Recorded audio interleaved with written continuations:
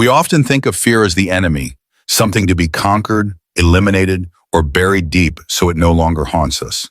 But fear isn't the problem. The real problem is the way we relate to it. Fear is not a flaw in your character or a defect in your spirit. It's a built-in part of the human experience. It's your nervous system doing its job, trying to protect you. The issue arises when we interpret that protective signal as a full stop instead of a caution light. We treat fear like a final verdict, rather than an invitation to pause, reflect, and choose. When fear whispers don't, we listen. When it shouts danger, we retreat, even when the danger isn't real. But what if we stopped running? What if we started listening differently, not with panic, but with curiosity? Fear doesn't always mean no. Sometimes it means pay attention. Sometimes it means this matters to you. Our culture celebrates fearlessness, but what we really need is fear wisdom, the ability to feel fear, recognize it, and then choose our response with clarity and courage. Your relationship with fear determines your freedom. If you treat fear like a dictator, it will control every step you take. But if you treat it like a messenger, something to understand rather than obey, you reclaim your power. The goal is not to be fearless. The goal is to fear less and trust more. Trust your instincts, trust your vision, trust your ability to handle what comes next. Because in the end, it's not fear that keeps you stuck. It's the belief that fear must go away before you can move. But the truth is you can move forward with fear sitting beside you, as long as you're the one holding the wheel. Fear once kept us alive. It was our inner alarm system, honed over thousands of years to protect us from real physical threats, wild predators, enemy attacks, starvation. Back then, fear had a clear purpose: run, hide, survive. But today, we live in a world far removed from the dangers of the wild, yet our brains haven't caught up. Our biology is still wired for survival, still reacting as if every uncomfortable moment is a matter of life or death. Now, instead of fearing a tiger in the woods, we fear speaking in front of a room, failing at a new job, being rejected by someone we admire, or taking a risk that might not work out. And although we are not in actual danger, our bodies tremble as if we are. Our hearts race, our palms sweat, our thoughts spiral. We carry the ancient fear response into modern life and misapply it over and over again. The result? We shrink. We stall. We stay small, not because we're weak, but because we're misreading the signal. Fear has become misplaced. It is no longer a tool for survival. It has become a barrier to growth. The truth is, most of what we fear today won't kill us. It will simply stretch us. It will push us out of the familiar and into the unknown, where real transformation lives. But to reach it, we must first stop letting our ancient fear reflex control modern decisions. We must learn to recognize that the discomfort we feel is not always danger. It's often just the beginning of a breakthrough. And when we begin to understand this, we stop running. We start stepping forward. And that's when we discover the life we want isn't on the other side of safety. It's waiting just beyond misplaced fear. Have you ever noticed how the thought of something is often more terrifying than the thing itself? The moment before the speech is worse than the speech. The days leading up to a big decision are more stressful than the decision itself. That's the paradox of fear. It doesn't just warn us about danger, it becomes the danger. We spend so much time bracing for impact that we end up emotionally bruised by a blow that never even lands. What really paralyzes us isn't reality. It's the imagined version of reality we've rehearsed 100 times in our minds. Psychologists call this catastrophizing. Our tendency to magnify worst-case scenarios, to believe that embarrassment will be unbearable, that failure will be permanent, or that rejection will destroy our worth. And so, instead of trying, we hesitate. Instead of speaking up, we stay silent. Instead of stepping forward, we retreat. And we tell ourselves it's safer this way. But is it? Because while we may avoid discomfort in the short term, we quietly sacrifice opportunity, growth, and self-trust in the long run. Fear isn't just holding us back, it's stealing from us. And the most heartbreaking part? It's often stealing things we never even got to try. What we don't realize is that fear of failure is often more painful than failure itself. Fear of rejection is more crippling than being rejected, and fear of loss is more suffocating than loss. Why? Because fear locks us in a prison of anticipation. It keeps us stuck in the mental loop of what if, instead of living in the truth of what is. But here's the good news. The moment you walk into the thing you have feared, that moment breaks the illusion. You realize you can handle more than you thought. You realize that fear was just smoke, thick, convincing, but hollow. And once you breathe through it, you see clearly. What you were most afraid of wasn't the event itself, it was the story you told yourself about what could go wrong. The first step toward breaking free from fear is not bravery, it's awareness. You cannot change what you don't first notice. And fear is tricky. It doesn't always arrive as panic or trembling hands. Sometimes it shows up as perfectionism, procrastination, anger, or even avoidance disguised as logic. We make excuses. Now's not the right time. I'm not ready yet. But underneath those polished justifications often lies fear. Quiet, disguised, and controlling. When you begin to observe your thoughts without judgment, you start to uncover how often fear is the one pulling the strings. That moment when you catch yourself mid-thought, mid-doubt, mid-excuse is a moment of liberation.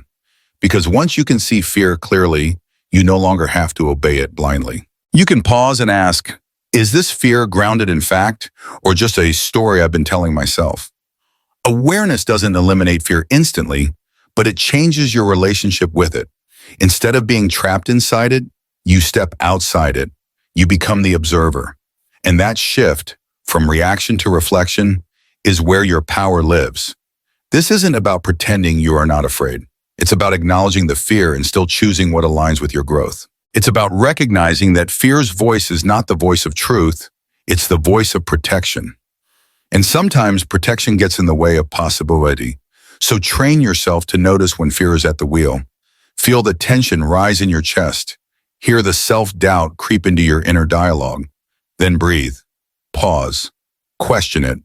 Because the more familiar you become with fear's patterns, the more freedom you gain.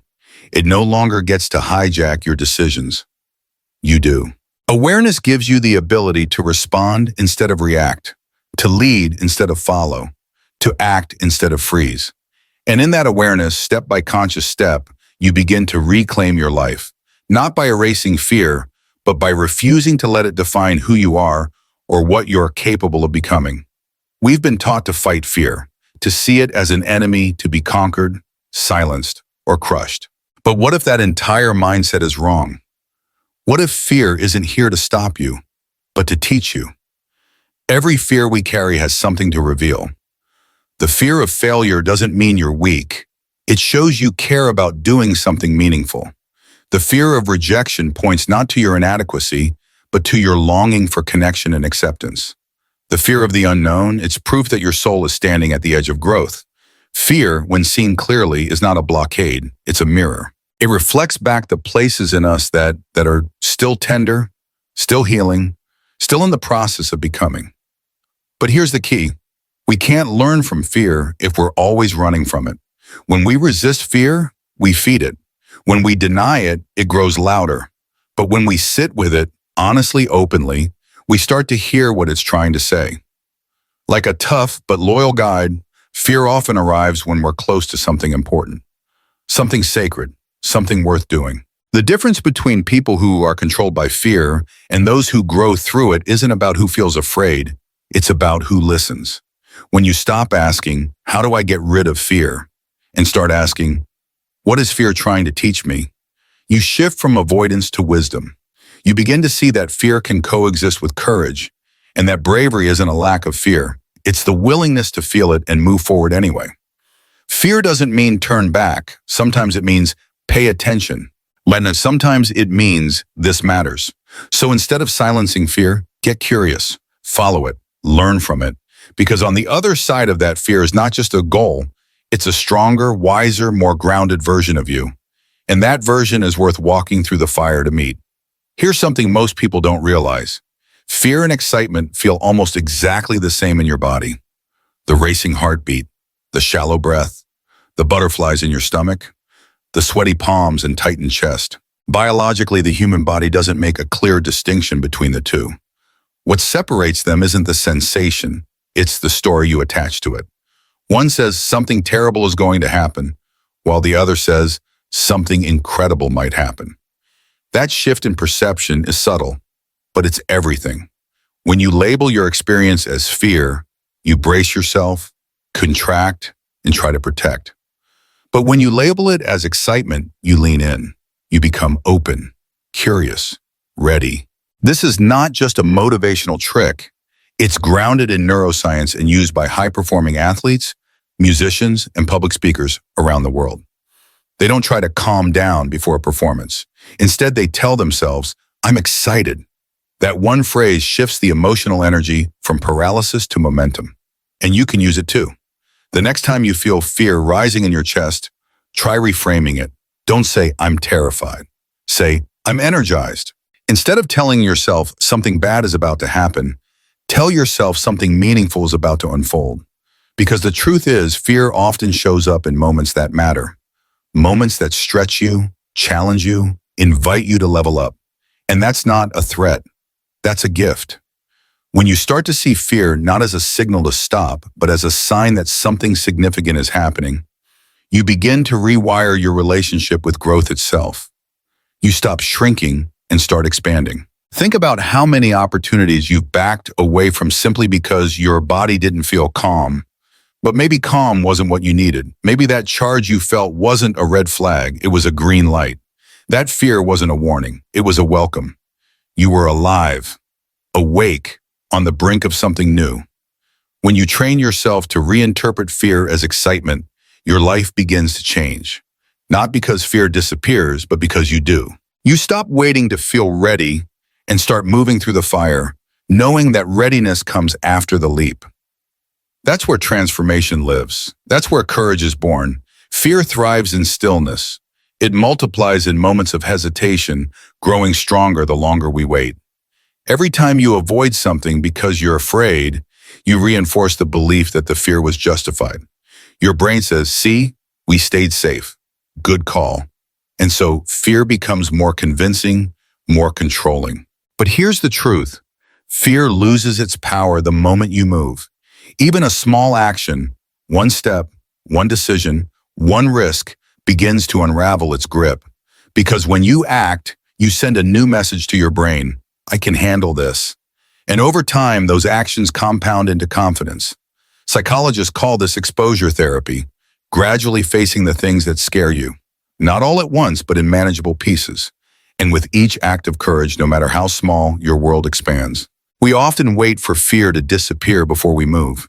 We tell ourselves we need more confidence, more clarity, more certainty. But confidence doesn't come first. Action does. Confidence is the result, not the requirement. You don't need to feel brave to begin. You just need to begin. Even the tiniest act breaks the illusion that fear is in charge. Call the person, speak the truth, submit the work, step on the stage. Every act of movement becomes a declaration. Fear is present, but it doesn't make the rules. And here's the beautiful paradox. The very thing you're afraid of often becomes the very thing that empowers you once you face it. You realize the fear was a shadow, not a wall. You realize you are stronger than the story you told yourself. So don't wait for the fear to go away. Move anyway.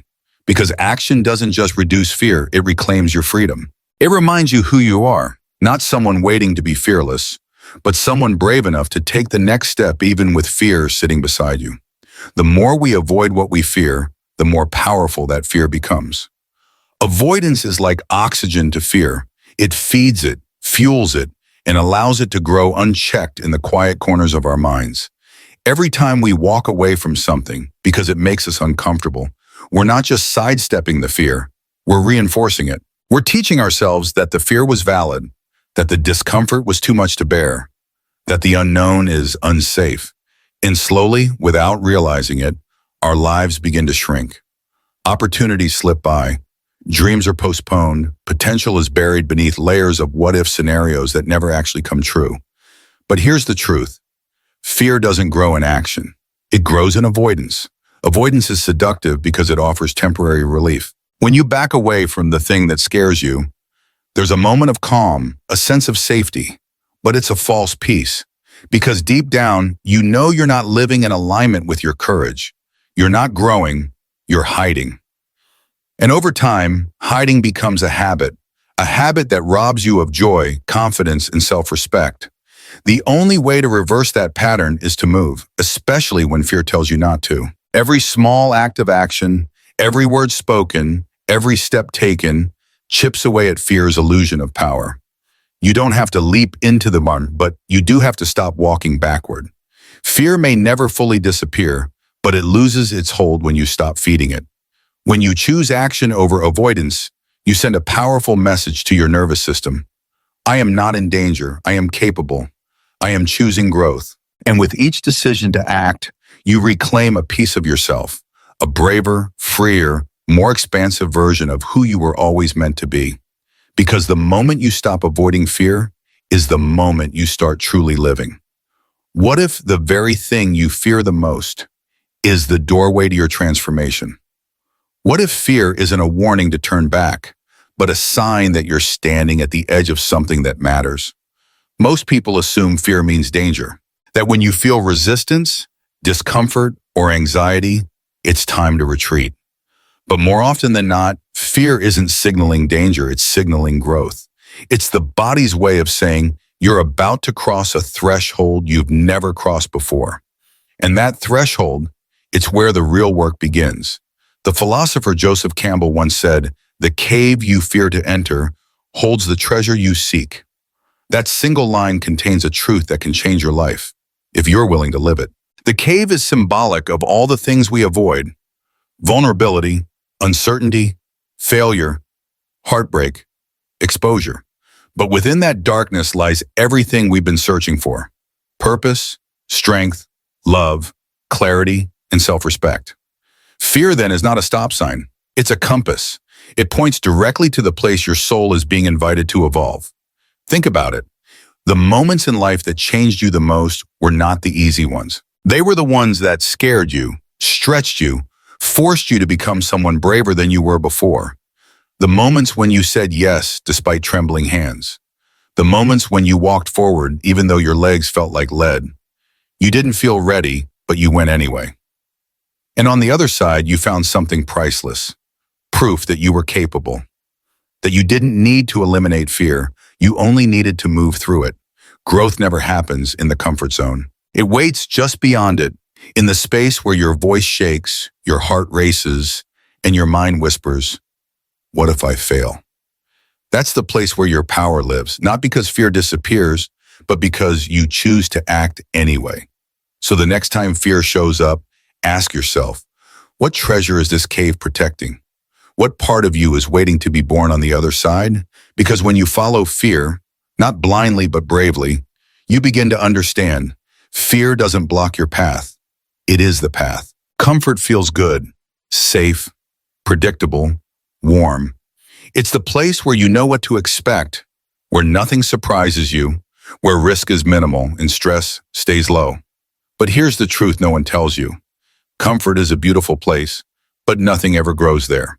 In fact, the longer you stay in your comfort zone, the more it begins to shrink around you. What once felt like safety eventually becomes a cage, quiet, padded, and invisible. You stop stretching, you stop risking, and slowly you stop evolving.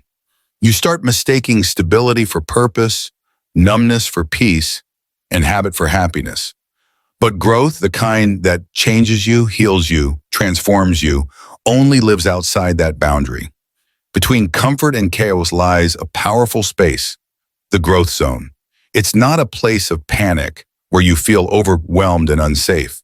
It's that stretch of uncertainty where you're not quite sure what you're doing, but you know it matters. It's where your voice trembles when you speak your truth, where your heart races as you try something new, where self-doubt whispers, but you keep going anyway. That zone is uncomfortable, yes, but it's also alive. It's where you discover strengths you didn't know you had. It's where potential becomes reality. The trap of comfort is that it tells you you're okay just as you are. And while that may be true, it robs you of becoming all that you could be. Growth doesn't mean abandoning who you are. It means expanding into who you're meant to become. And you can't do that if you're always playing it safe. The key is not to dive headfirst into panic, but to intentionally step just beyond what feels familiar, to challenge yourself in ways that stretch but don't break you, to take risks with your heart, your voice, your ideas, and to trust that you'll rise to meet what's waiting on the other side. So the next time comfort lures you into staying small, remember this: the life you crave, the purpose, the depth, the fulfillment, it's not hiding in what you already know. It's waiting in what you've yet to explore, and the only way to reach it is to walk willingly into discomfort, knowing that what you'll find there is not fear, it's your future. We often imagine that the only way to conquer fear is through bold leaps, sudden bravery, or spontaneous courage. But sometimes the most powerful way to disarm fear is far quieter, more intentional, and surprisingly simple. It's a method called fear setting, popularized by author and entrepreneur Tim Ferriss. Unlike goal setting, which focuses on what we want to achieve, fear setting asks us to confront what we're avoiding. It invites us to name our fears out loud, in detail, and to face the darkest what-ifs that quietly run in the background of our lives. It's not about pretending the worst won't happen. It's about making peace with the possibility that it might and planning for it anyway. Because the moment you bring fear out of the shadows and onto the page, it loses its power to silently rule you. The process is simple, but transformational. First, you define the fear. What exactly am I afraid of? Second, you describe the worst-case scenario. What would happen if it all went wrong? And third, you ask, what could I do to prevent or recover from that scenario? What support could I seek? What tools would I use? Most of the time, you'll discover that your imagined disaster isn't as catastrophic as your anxious mind made it out to be. And even if it did happen, you'd find a way to survive, and more often, thrive. Fear setting doesn't eliminate fear, but it brings logic to the emotion. It grounds you in reality. It helps you see that many of the things holding you back aren't immovable walls, but imagined monsters you've never taken the time to examine. And when you turn on the light, those monsters shrink. Clarity creates courage. When you break fear into pieces and make a plan, you stop being a victim of uncertainty and become an architect of possibility. You realize that you don't need perfect confidence. You need clarity, strategy, and a willingness to move anyway. And that's what fear setting gives you. Not freedom from fear, but freedom from fear's control. Because once you stop running from the unknown and start preparing for it, fear becomes manageable, life becomes actionable, and you become unstoppable. Fear doesn't just live in our bodies. It lives in the stories we tell ourselves. And the truth is, those stories often lie. They whisper falsehoods in our most vulnerable moments. I'm not good enough.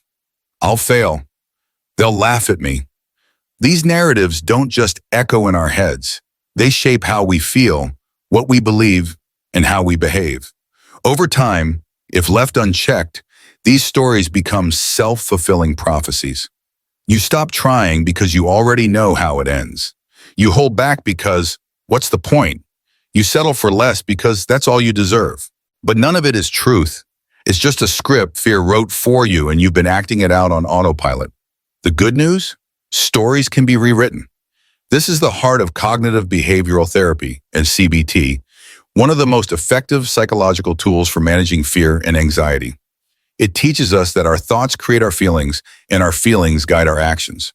So if you want to change your life, you must start by challenging your thoughts. Instead of thinking that if I speak up, I'll be judged, you learn to replace it with I have something meaningful to say, and I'm allowed to take up space. It seems simple, but the impact is massive. Little by little, you start to loosen fear's grip. When you become conscious of the stories you're telling yourself and choose to change them, you reclaim authorship of your life. You're no longer a passive character stuck in a fear-driven plot. You become the writer, the editor, the narrator of your own truth. And that changes everything.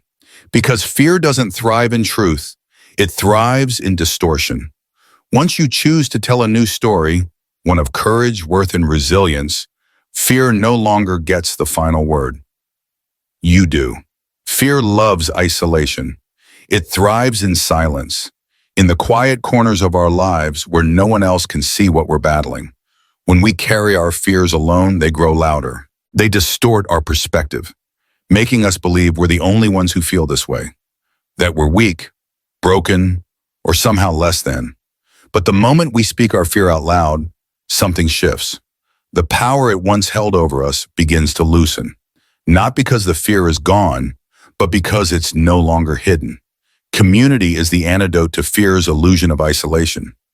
When we share our struggles with someone we trust, we realize we're not alone, and that realization is healing in itself. Vulnerability isn't weakness, it's strength in its most honest form. Opening up takes courage. Saying "I'm afraid" is one of the bravest sentences a person can speak. And in doing so, you create space for others to say, "Me too." Whether it's with a friend, a therapist, a support group, or a mentor, connection brings perspective. It reminds you of your humanity. It helps you see that fear isn't a personal flaw, it's a shared experience. And through that shared experience, something remarkable happens. Courage becomes contagious. Think of Rosa Parks on that bus in Montgomery, not fearless, but supported by a movement. Or Malala Yousafzai, who found her voice not just through her own strength, but through the love and purpose rooted in her community. Their stories remind us that even in the face of real fear, we can stand tall, especially when we don't stand alone. So don't let fear isolate you. Speak it, share it. Let others hold space for you, because when fear is brought into the light of community, it no longer defines you. It becomes something you walk through, together, and together you rise. We often look at courageous people as if they're a different breed, born fearless, naturally brave, gifted with something the rest of us lack. But that belief is a lie. Courage is not a trait you're born with. It's a muscle you build. It doesn't arrive fully formed. It grows slowly, steadily, through action, struggle, and small acts of defiance against fear. Nelson Mandela, who spent 27 years in prison fighting for justice, once said, "I learned that courage was not the absence of fear, but the triumph over it." That quote holds a truth we need to remember every time we hesitate. Courage and fear are not opposites. They're companions on the same road. Every courageous person you admire has felt fear. They've doubted themselves.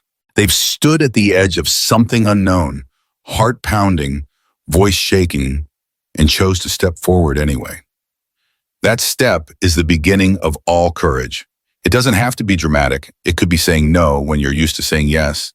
It could be showing up when you'd rather hide, speaking when silence feels safer, or daring to try again after you have failed. These are the quiet, ordinary moments where courage is forged, and the more you take them, the stronger you become. The beauty of courage is that it builds momentum. One small, brave act leads to another. Each time you face fear, you create evidence for yourself. I can handle this. And that evidence matters more than any pep talk or motivational quote. It becomes the foundation of real, lasting confidence. But here's what's most important. Courage isn't just for you. It's contagious. When you live boldly, you inspire others to do the same. You light the path for someone who's still stuck in their fear, silently hoping for a sign that it's safe to move forward. Your courage becomes their signal. Your action becomes their permission. So don't wait to feel brave. Train for courage. Practice it. Flex it. Fail and try again. Because the life you want won't wait for you to feel ready, and the person you're meant to become is already waiting on the other side of that first brave step. You don't need to be fearless. You just need to move anyway. When you peel back the layers of fear, failure, rejection, loss, judgment, what lies beneath them all is something more primal, more universal, the fear of death. Not just the physical end of life, but the death of identity, ego, control, certainty. It's the fear of losing what we've built, who we believe we are, or what we think we need to feel safe.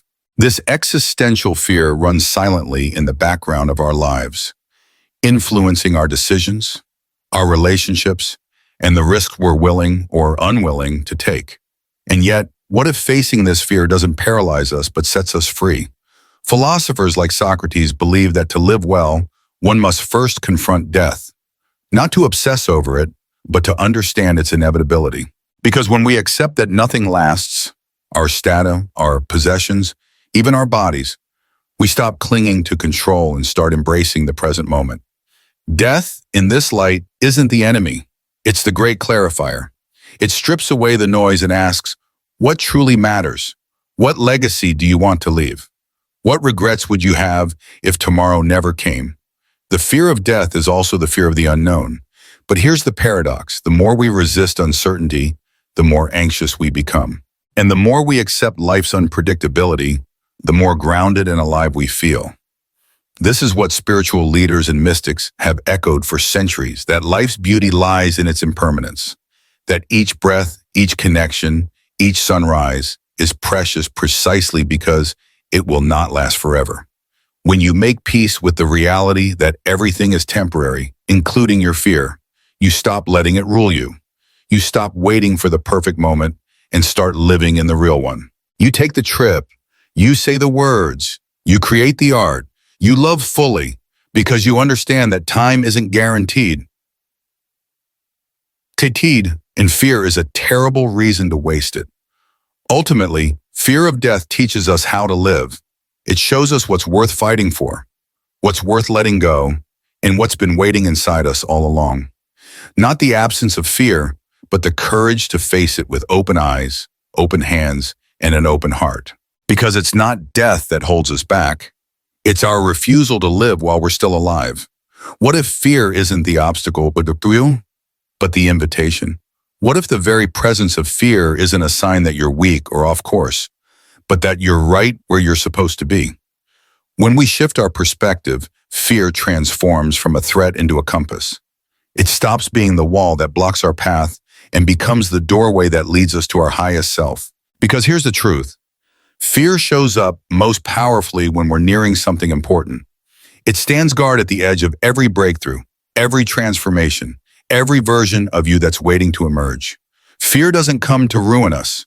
It comes to reveal us.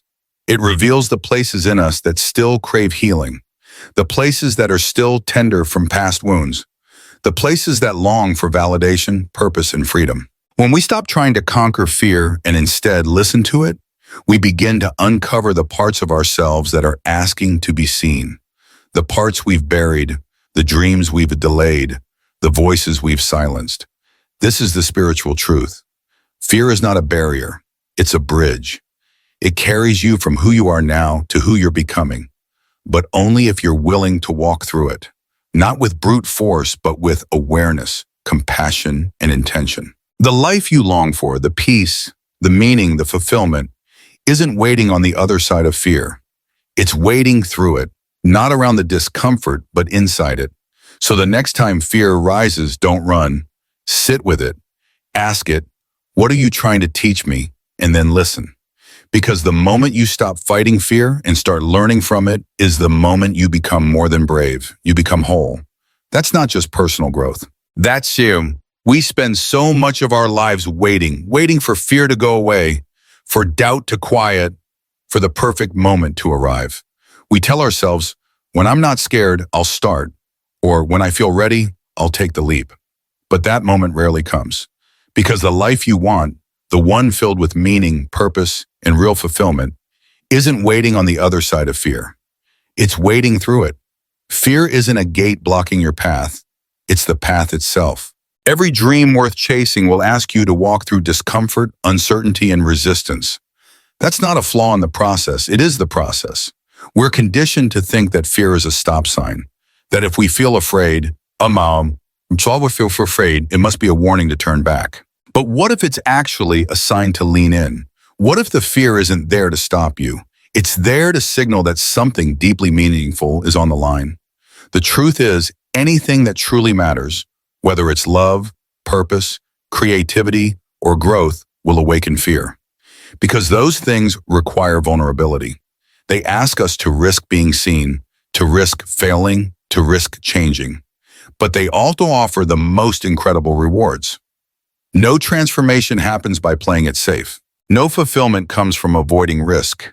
You don't become who you're meant to be by staying on the sidelines of your own life. You become that person by stepping forward with fear, by making fear your companion, not your captor. So ask yourself, what have I been putting off because I'm afraid? Then ask, what if fear isn't the enemy? But the invitation? The truth is, the version of you you've been searching for isn't waiting at the finish line. It's forged in the fire of every brave, trembling step you take. And that journey begins the moment you decide, I won't wait anymore. So here you are, standing at the edge of your next step, heart full of possibility, hands still trembling with fear. But something inside you knows the truth now. You know fear isn't the end of the road, it's the beginning. You know that courage doesn't mean the absence of fear, but the choice to act in spite of it. You know that every brave decision, no matter how small, creates momentum. And that momentum, step by step, becomes a new life. One you've chosen not by default, but by design. This is your challenge now, to live boldly, not recklessly, not perfectly, but boldly. To live boldly is to stop waiting for fear to disappear and start moving through it with intention.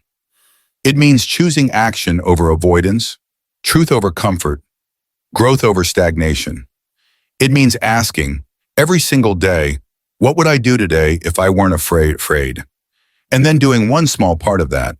It doesn't require a giant leap, just a willingness to move 1 inch closer to the life you know you're meant for. Because bold living isn't about being loud or fearless. It's about being honest with yourself and with the world. It's about honoring your calling, your voice, your desires, even when they shake. Let your life be proof that fear doesn't get the final say. Let your story remind others that strength isn't always loud. It's often quiet and steady. It's the whisper that says, keep going, when everything in you wants to stop. It's showing up when you feel unsure, loving when you feel guarded, speaking when it would be easier to stay silent. And if you ever wonder whether you're ready, remember this. You don't need to be ready to begin. You just need to begin to become ready. So go, not when the fear fades, but while it's still standing beside you. Go while your voice is still trembling, while your heart is still racing. Go anyway. Because the life you seek isn't on the other side of fear. It's waiting in the fire, in the motion, in the becoming. And no one else can walk that path but you. If not now, when? If not you, who? In a world that constantly pushes us to be confident, unshakable, and in control, one of the most powerful truths we can embrace is this. You don't need to be fearless to live fully. You just need to move forward despite the fear. The deepest message in all of this is not about eliminating fear, but about changing your relationship with it. Fear isn't something to run from. It's something to listen to, learn from, and walk through. Whether it's the fear of failure, rejection, the unknown, or even the fear of being seen, these emotions often point directly to where our personal growth is waiting. The key is to act, not perfectly, not bravely, just intentionally. Start small, speak the truth you've been holding in, apply for the opportunity you've been afraid to pursue. Ask the question, set the boundary, try the thing. Each step, however small, is a declaration. I will not let fear choose the shape of my life. Equally important is surrounding yourself with people who remind you of your strength when you forget. Vulnerability shared in safe spaces weakens fear's grip. And through reflection, mindfulness, and reframing, we begin to see that fear isn't a stop sign. It's often a compass pointing us toward meaning. So here's the invitation. Don't wait to feel ready. Don't wait until the fear disappears. Live boldly now in small daily choices. That's where transformation begins. Not in some distant future, but in how you show up today. You already have everything you need, the strength, the wisdom, the resilience. Fear will still whisper, but you don't have to obey. You can listen, learn, and still move forward. Because the life you want, the version of you you're becoming, isn't hiding beyond fear. It's unfolding through it.